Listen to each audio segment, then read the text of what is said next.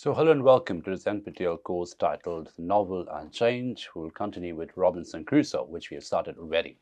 So we'll start skipping a little bit because we're looking at certain selected portions of the novel in terms of understanding how this piece of fiction, this work of fiction, corresponds complexly to some of the cultural conditions of that time, not least to the mercantile expeditions, to the expansionist quality of capital at that time, in terms of how capital was becoming systematized through a process of mercantile behavior, trade, and of course, territorialization.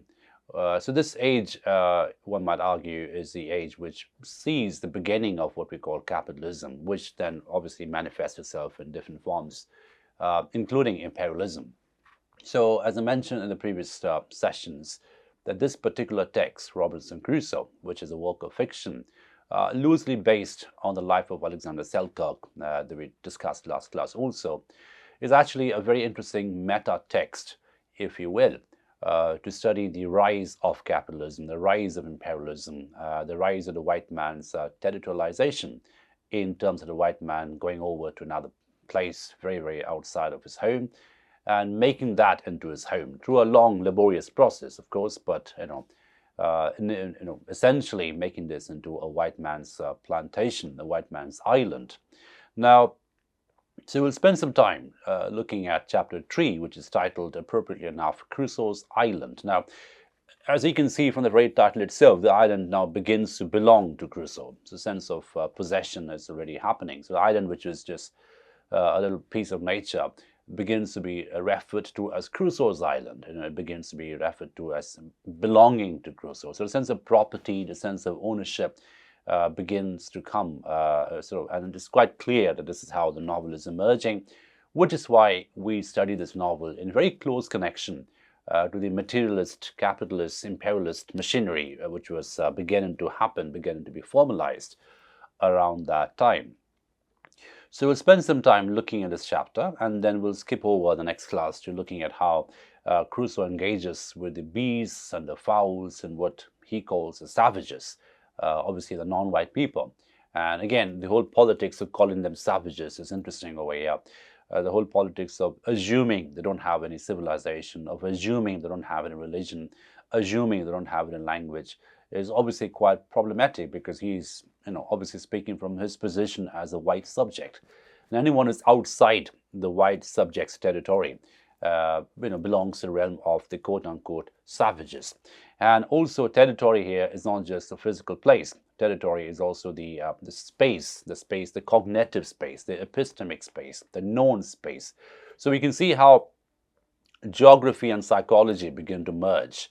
Geography and discourse begin to merge in Robinson Crusoe. So in a sense that the island, which was just a small piece of land in the middle of nowhere, begins to be called Crusoe's Island, and he begins to impose his own civilization, his own language, his own discourse networks in the island, gradually expanding it through the beginning of forming of a plantation, his husbandry in terms of maintaining animals and birds of different kinds. He's got a parrot as well.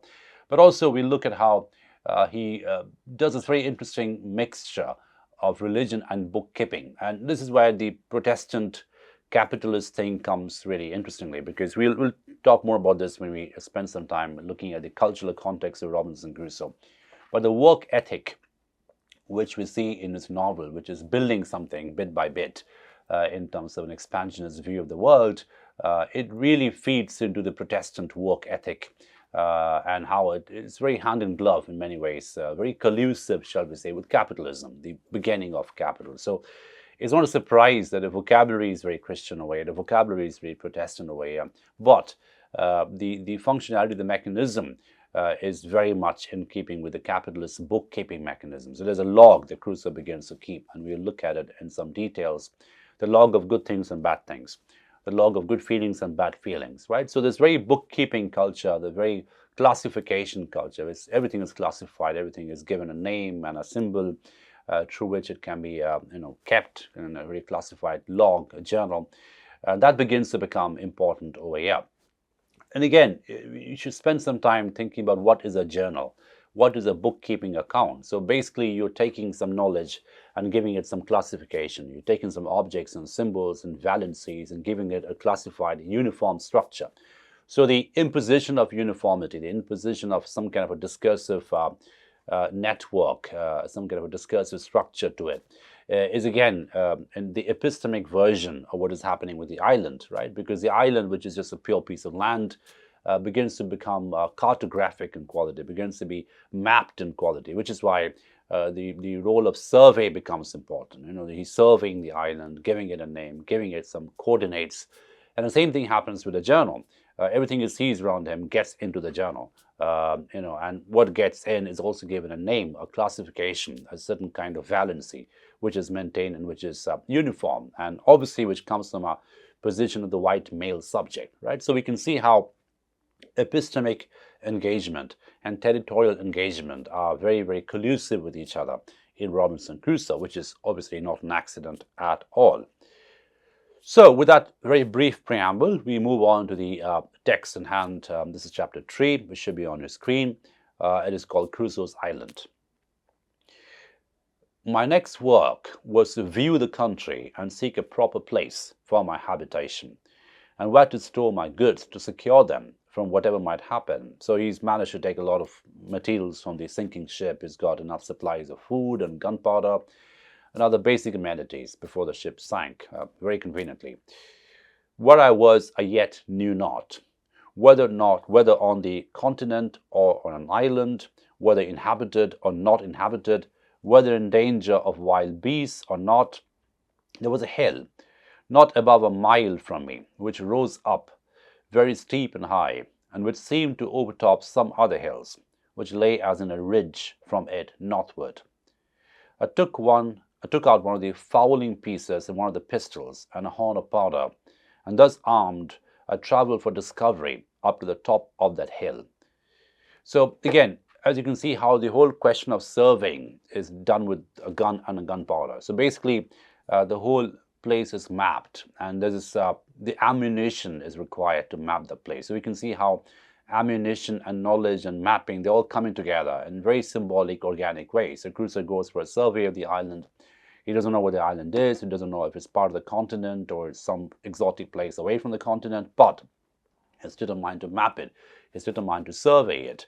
And how does he do it? He does it with gun and a powder, and he goes gunpowder, obviously, and he goes on to get a uniform vision. And, essentially what is happening in this particular place is that it's beginning to acquire the God gaze, right? The God gaze is a gaze which surveys everything, right? He's a monarch of all these surveys.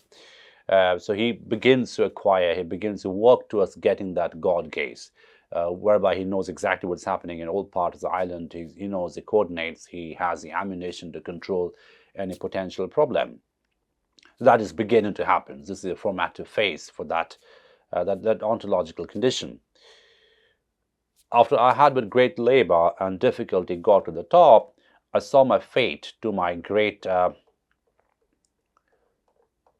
affliction, viz. That I was on an island environed every way with the sea, no land to be seen, except some rocks, which lay a great way off, and 2 small islands less than this, which lay about 3 leagues to the west. So again, look at the coordinates. So he's obviously despairing because there's no land around, and he's literally in the middle of the sea, but he can find the coordinates. He's using his epistemic mechanism, epistemic apparatus to map what is where, and he's measuring the distance to the sea. He's measuring the direction as well. I found also that the island I was in was barren, and as I saw good reason to believe, uninhabited, except by wild beasts, of whom, however, I saw none. Yet I saw an abundance of fowls, but knew not their kinds. Neither, when I killed them, could I tell what was fit for food and what not. At my coming back, I shot at a great bird, which I saw sitting upon a tree on the side of a great wood. I believe it was the first gun that had been fired there since the creation of the world. Now, I wanted to spend some time on this particular sentence. I believe it was the first gun that had been fired there since the creation of the world. Now, the arrival of the gun, the arrival of the sound of gun, the arrival of the ammunition of gun is a very symbolic arrival. It's the arrival of the white man. It's a birth of imperialism in many sense. It's a birth of capitalism in many sense. And this is a classic case of territorialization. And notice how this is done very symbolically and also in a very, very acoustic way, right? So we have this sort of very sonic symbolism of the gun. So the first time I believe that this gun sound was heard in this island. So this marks the arrival, marks the birth of a certain kind of human subjectivity, a certain kind of human control, a certain kind of territorial control, if you will. So this sentence is important. I had no sooner fired, but from all the parts of the wood there arose an innumerable number of fowls of many sorts, making a confused screaming, and crying every one according to his usual note, but not one of them of any kind that I knew. So he doesn't know the names of any of the island birds or beasts, but they're beginning to clamor, they're beginning to get obviously very, very flabbergasted and confused, and perhaps scared, because no one has ever heard a gun sound in this island before. As for the creature I killed, I took it to be a kind of a hawk, its color and beak resembling it, but had no talons or claws more than common. Its flesh was carrion and fit for nothing. So now, again, notice how this is where the culture of commodification also comes in. This bit that he says in the end, fit for nothing. Not usable in any way, not consumable, not usable, not recyclable, not reusable. So what we have over here, very symbolically speaking, with the arrival of the gun, with the arrival of the gun sound, with the arrival of the gunpowder, is also the arrival of a certain kind of culture of functionality, a culture of usability, a culture of commodity, in other words. And what's a commodity? Commodity is something, an object which has a use value, which has a price associated with the use value. Now, there was no commodity in his island before.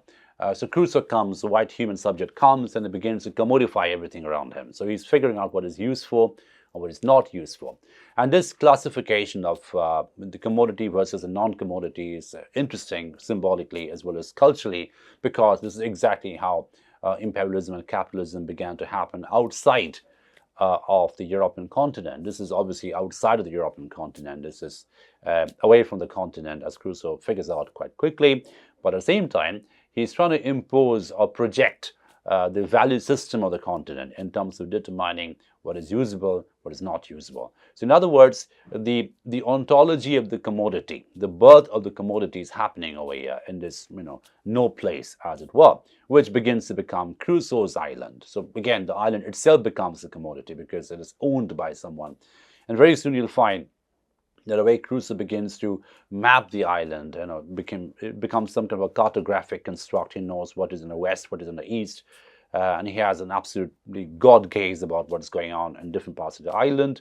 But at the same time, you'll find that he begins to make the island productive in quality. He begins to grow plants, he begins to grow animals, he begins to have some kind of a plantation, which may be seen as a metaphor of the birth of the empire. The one human subject, the one white human subject, increasingly controlling the objects and the other living forms in the island and converting those into commodities. Whatever is usable is used, and whatever is non-usable is disposed away, and so on and so forth. But the whole idea of commodification is beginning to happen.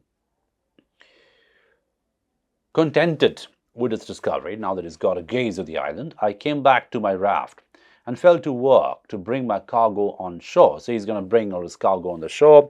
The sinking ship, and very conveniently, has a lot of things like food and gunpowder, which Crusoe will find very useful, which took me up the rest of the day. And what to do with myself at night I knew not, nor indeed where to rest.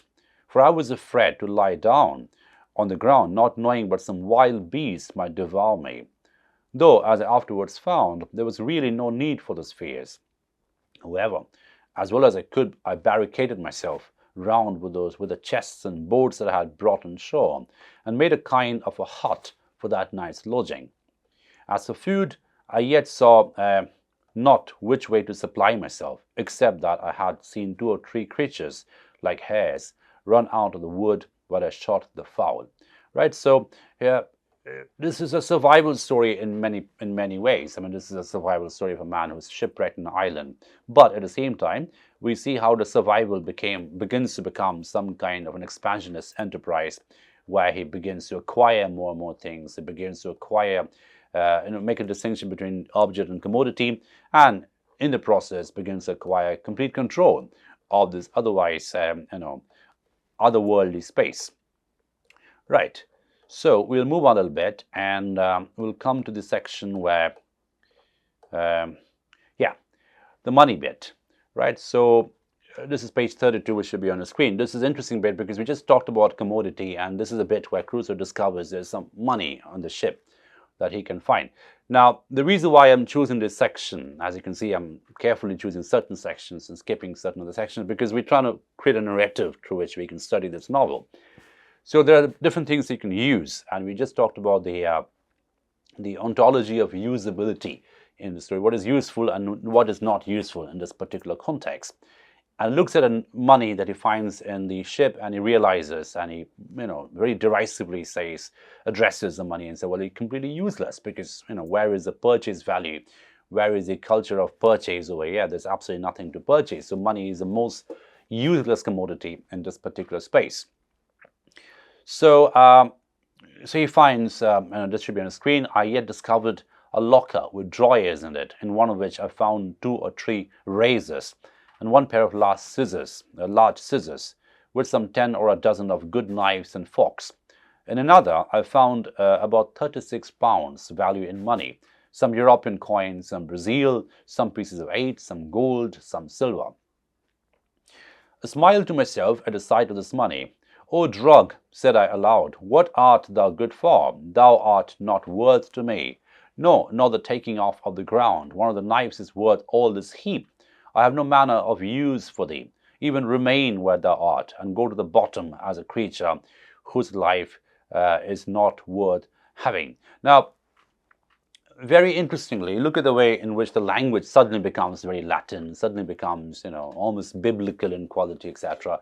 And we have talked about how the very Christian biblical vocabulary is used in certain points in the story, particularly in conjunction with money, particularly in conjunction with capital. So we find this how the language switches, the linguistic switch, begins to happen in different kind of episodic contexts, in different kinds of emotional episodic contexts. And this is a very good case in point because he's looking at the money here, and certainly he's addressing that from, using a very biblical Christian vocabulary.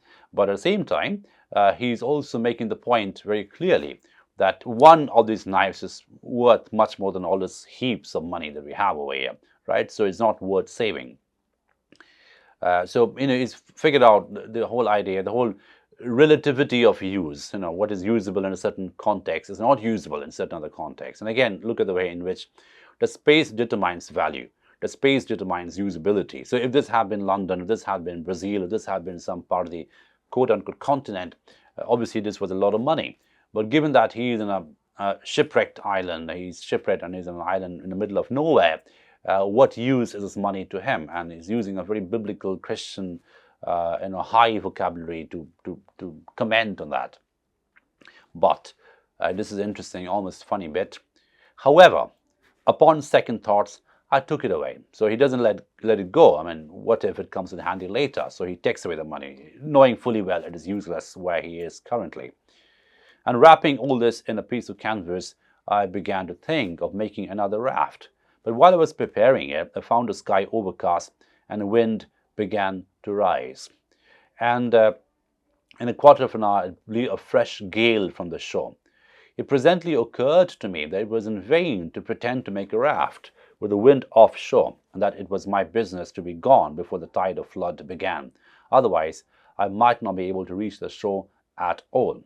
Accordingly, I let myself drown into the water and swam across the channel which lay between the ship and the sands, and even that with great difficulty enough, partly with the weight of the things I had about me, and partly the roughness of the water, for the wind rose very hastily, and before it was quite high water, it blew a storm.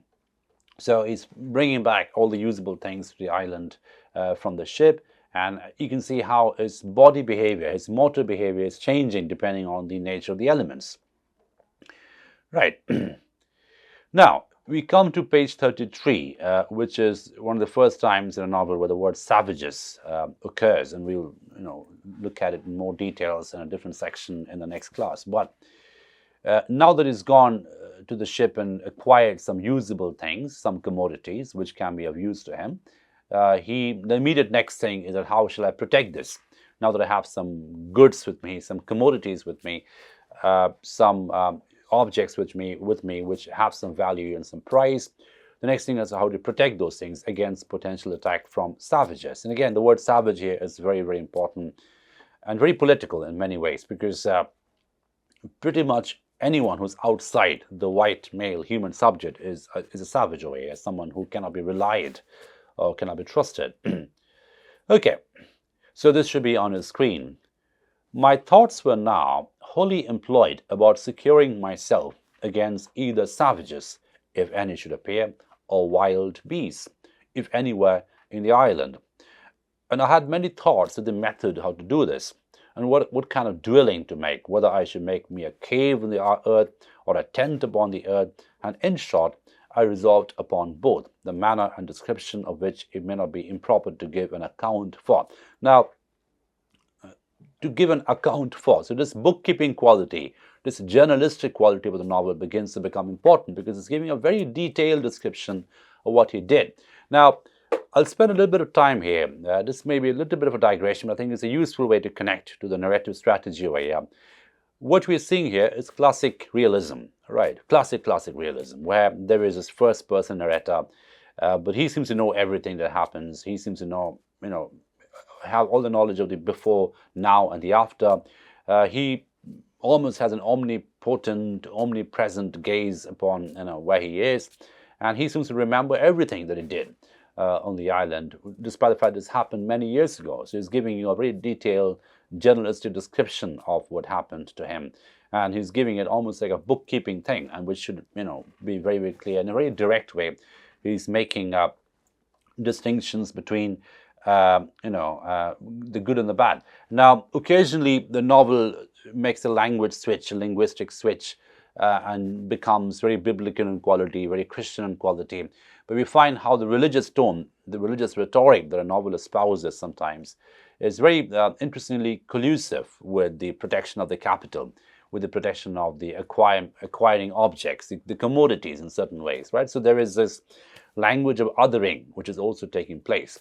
So the religious rhetoric, the existential rhetoric is also directed to create the sense of othering, the self and the other, which has been created constantly in this novel, right? So there is Crusoe, the white male subject, and there are the others, the fowl and the beasts and the savages who's outside of that particular territorial perimeter. And when I say territorial perimeter, I just don't mean the place or the geographical place, but also the civilizational place, the civilizational space, the civilizational territory. So we can see how territory becomes very political over here. It is physical, it is corporeal, but at the same time, it is quite political, right? So as he says over here, I consulted several things in my situation, which I found to be proper for me.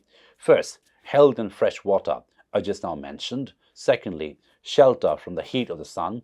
Thirdly, security from the ravenous creatures, whether men or beasts. Now, look at the way in which men or beasts are mingled together, talked about as if they're interchangeable. Whoever is a ravenous creature, in other words, whoever is a non-white subject, may be compared to a beast, right? So again, the whole idea of the beast or the savage is a classic case of othering. So our language here is designed to other the subjects.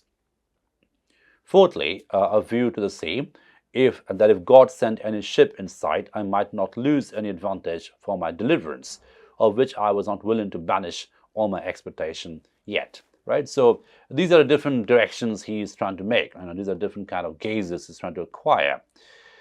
Now, I'll skip a little bit. And there are these very detailed descriptions of how he makes a tent, how he makes his habitation, and how he makes begins to do this bookkeeping in terms of how good things happen to him and bad things happen to him. So I'm going to skip to that portion directly, where he's giving us a log book essentially, in terms of what's happening with him. And the chapter is called Crusoe Considers.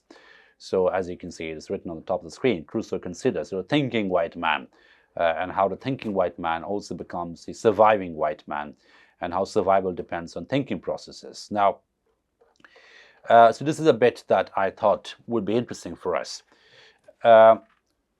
And this is a bookkeeping bit, which also espouses a Christian vocabulary sometimes, a very religious vocabulary sometimes. But the whole plan, the whole design here is to maintain this very classified account of what is going on, the good things and the bad things, the benevolent things and the evil things, and destructive things and the constructive things.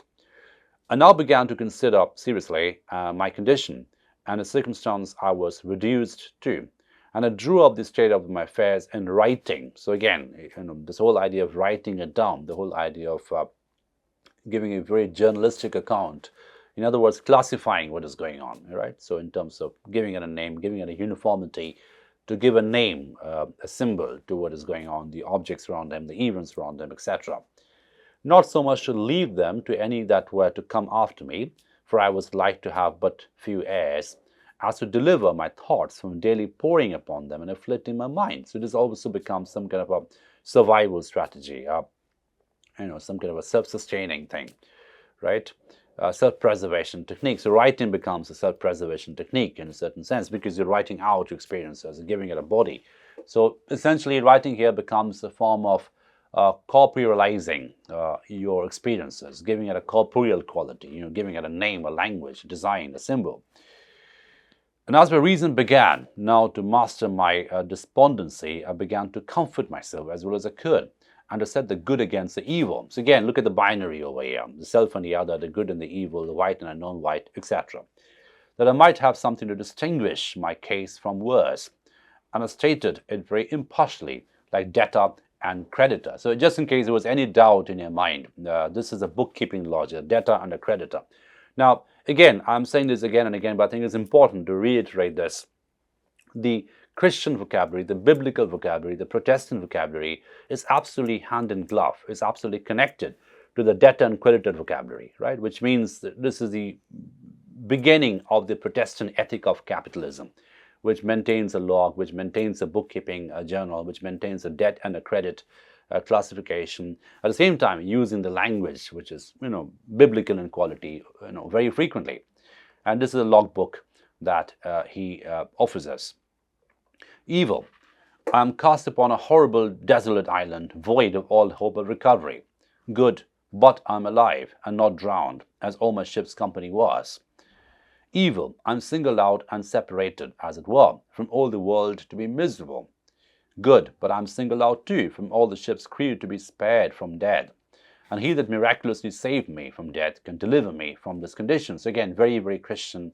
The rhetoric is very religious in quality. At the same time, it is a rhetoric of debt and credit. I'm divided from mankind, a solitary, one banished from human society. But I'm not starved and perishing on a barren place, affording no sustenance. I have not clothes to cover me, but I'm in a hot climate, where if I had clothes, I could hardly wear them. Very pragmatic, very utilitarian, if you will. I'm without any defense or means to resist any violence of man or beast, but I'm cast on an island where I see no wild beast to hurt me, as I saw on the coast of Africa. And what if I had been shipwrecked there? I have no soul to speak to relieve me or relieve me. But God wonderfully sent the ship in near enough to the shore that I have gotten out so many necessary things as will either supply my wants or enable me to supply myself even as long as I live. So at the same time, look at the way in which God is used as some kind of an instrument to deliver capital, to deliver the commodity. So God is thanked for making sure the ship sank close enough to the island, just so he can get the necessary things, necessary commodities, and necessary objects that will supply him as long as he lives. So I'll stop at this point today, but I think what we are trying to establish over here is how the religious rhetoric, the divine rhetoric, the very Christian rhetoric, which is Protestant in quality, is used and instrumentalized in many ways to essentially create or design a debt and credit structure, a capitalist structure. And this is why we can see how the very complex cultural condition of Robinson Crusoe, the culture from which it emerges, begins to be reflected in the fictional framework that Daniel Defoe is offering us. So we'll stop at this point today, and we'll continue with the next session in the text. Thank you for your attention.